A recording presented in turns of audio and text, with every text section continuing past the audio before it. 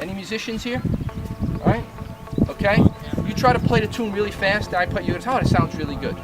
Then try to play it really slow. That tells you whether or not you own it. It's real easy to stand up here and wail away and swing as hard as you can.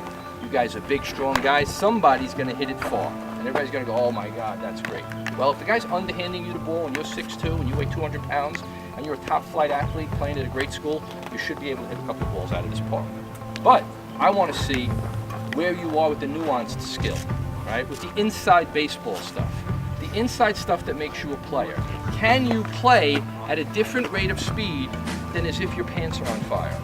See, in college, you're told to always be on, 100%. No, you got to be under control. And there are times when you got to really slow it down. When all you need to do is play pepper with the second baseman, and you've succeeded. Second and third, nobody out, early in the game. Hit a ground ball to second base, you move one runner over, you drive one runner in. That is a monumental thing if you're a manager. Those are the things we look at and say, great job. Instead, what are you doing? You're worried about where you get your foot down, where your hands are, so that I can hit it as far as possible. And as a result, pop up, strike out, now you kill the inning.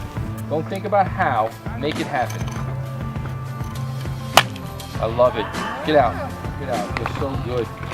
That's what the that's what the top pedigree players do. That's what gets noticed. I said it yesterday, I'll say it again today. So that's what we're going to work on today. The nuanced skill. I think BP should be taken at a much lower pace. I remember Wade Boggs, a buddy of mine, threw BP for the Yankees. Boggs used to work trying to hit the ball like 4 inches off the left side of the screen. Then he would try to pull the ball 6 feet off of second base.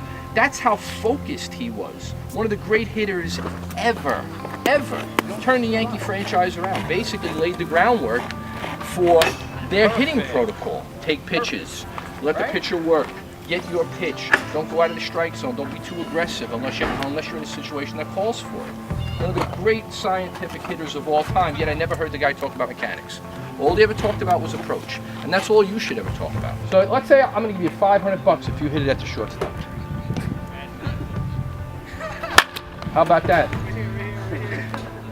Right? Because now you're not thinking about your mechanics. You have set all your focus, all your energy, and all your attention on the task at hand. Nothing else.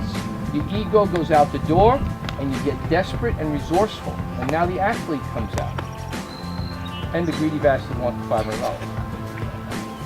When people start wanting to change how you do this and that, you should be very suspect of that. But when people want to give you an approach, a philosophy on how to hit, what to hit, and when to hit it, that's something that you should be listening to. And that's what we're going to get to today. I love that. Look, Curry. How good is that? How does that feel? It should. And again, I'm with you. I mean, those of you who have been here last year, you know, I got your back. As far as I'm concerned, there's no failure here. You've already succeeded. You're at the top of the food chain. You're playing in the best league in the country. It doesn't get a whole lot better than this until you're all in pro ball and hopefully making lots of money. And that's where we want to get you. So that's what this is about. It's not about me knowing something. And also, if you have something to contribute, it's critical that this is a two-way street. I'm not standing up here saying I know it all. I don't know it all. Most of what I know I stole. All right? If you know something that's probative, that has some value, that we can all use, you have to contribute. That's the best way to learn. Okay? So we have our hitting groups.